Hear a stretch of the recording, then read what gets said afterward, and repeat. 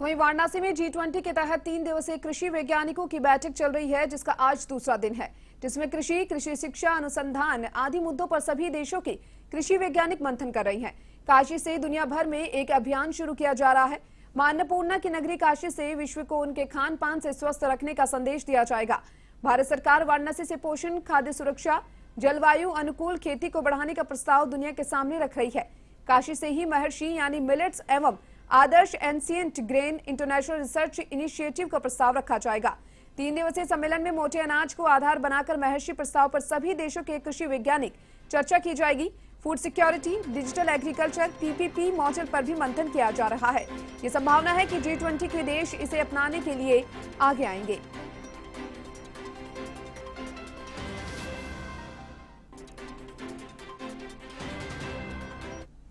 और इस खबर पर और अधिक जानकारी के लिए हमारे साथ वाराणसी से संवाददाता दुर्गेश यादव लाइव जुड़ चुके हैं। दुर्गेश, G20 की बैठक लगातार वाराणसी में जारी है और आज जो है वो कृषि को लेकर ये महत्वपूर्ण जो मुद्दा है वो यहाँ पर उठाया जाएगा। क्या कुछ पूरी जानकारी?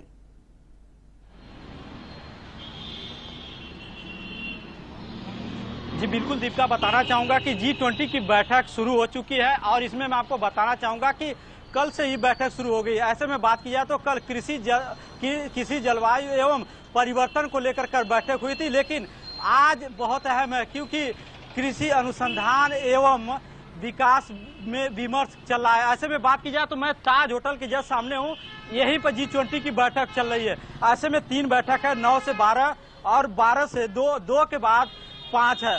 उसके बाद से यहाँ पे 10 देश है, ऑस्ट्रेलिया, फ्रांस और इटली, यानी कि तमाम 10 देश है, उनकी बैठक इस समय चल रही है।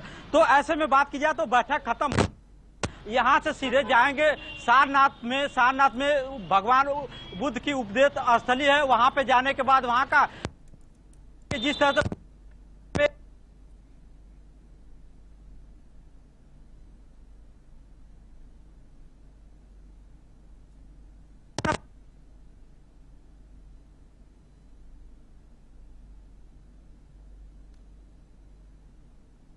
क्षेत्र में G20 के डेलीगेट्स यहाँ पर आए हुए हैं।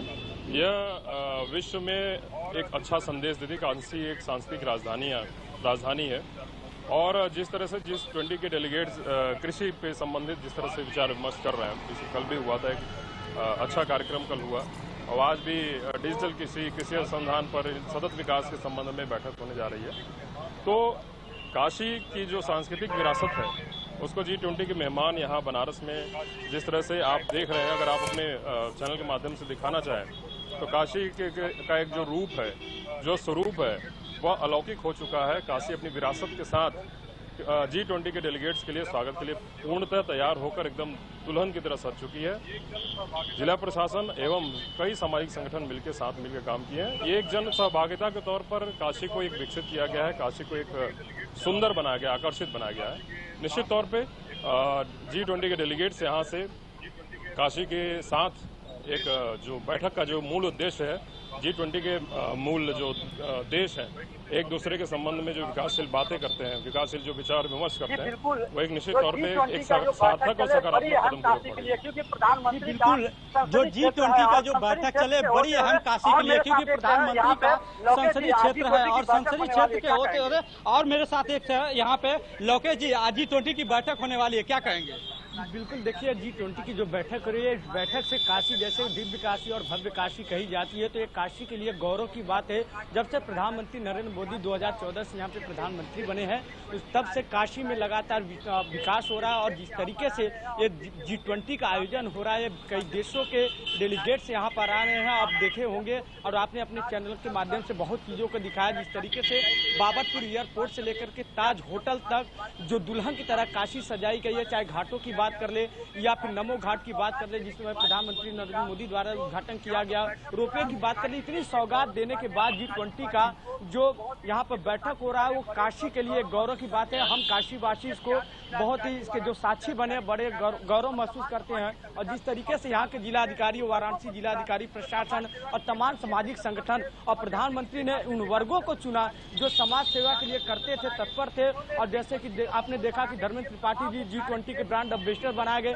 इन्होंने G20 को सफल बनाने के लिए तमाम वो कार्य किए जिसकी प्रशंसा आज देश में ही नहीं बल्कि विदेशों में हो रही है। यह चर्चा का विषय बना हुआ है कि काशी जिस तरीके से दुल्हन की तरह सजा है, काशी से जो मैसेज जा रहा है, जिस तरीके से कल बैठक हुई और यहाँ से काशी से एक संदेश देश के लिए गया, और हमारे जो सुरक्षा कर्मी लगे हुए हैं तमाम उन बिंदुओं पर सुरक्षा की तरफ से तैनात है, चाहे होटल हो या फिर डेलीगेट्स कहीं आ जा रहे हैं उनको जिस तरीके से सिक्योरिटी दी गई है। ये काशी की जो जिला प्रशासन और सुरक्षा प्रशासन, पुलिस कमिश्नर और कमिश्नर जो कौशल राज शर्मा जी है, तमाम जो अधिकारी हैं और उसके बाद जितने हमारे सुरक्षा में लगे कर्मचारियों ने अपनी ड्यूटी को बखूबी निभाया और सफल बनाने के लिए। और ये भव्य काशी है, दिव्य काशी है, धर्म की नगरी है, सांस्कृतिक नगरी। इस नगरी से जो संदेश जाता है आज अभी तो देश में ही जा रहा था, लेकिन अब विदेशों में भी इसका डंका बजेगा। हम लोग अपने आप को काफी गौरव महसूस कर रहे हैं। जी बिल्कुल, अगर काशी की बात की जाए तो अगर जिस तरह से डेलीगेट्स यहाँ पे बैठक कर रहे हैं, ऐसे में विकास कार्य को लेकर तो जिस तरह से विकास कार्य हो रहा है, लेकिन ऐसे में बात की जाए तो काशी में जो पर्यटन के क्षेत्र में और भी बढ़ावा मिलेगा।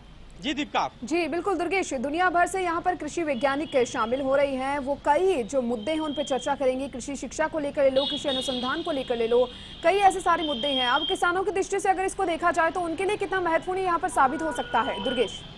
जी बिल्कुल दीपिका, बताना जो किसानों के लिए देखा जाए तो क्योंकि उत्तर प्रदेश किसानों के लिए बड़ा है। क्योंकि जी बिल्कुल दीपिका, बताना जो किसानों के लिए देखा जाए तो क्योंकि उत्तर प्रदेश किसानों के लिए बड़ा है, क्योंकि किसान जो है वो यहाँ पे अधिक से अधिक जो उत्पादन करते हैं और यहाँ से उत्पादन जो अधिक से अधिक जाता है और विदेशों में जाता है। जैसे गिर से देख लीजिए, चाहे सब्जी की हो, सब्जी अभी अभी यहाँ पे चाहे लंगड़ा आम बहुत ही फेमस है।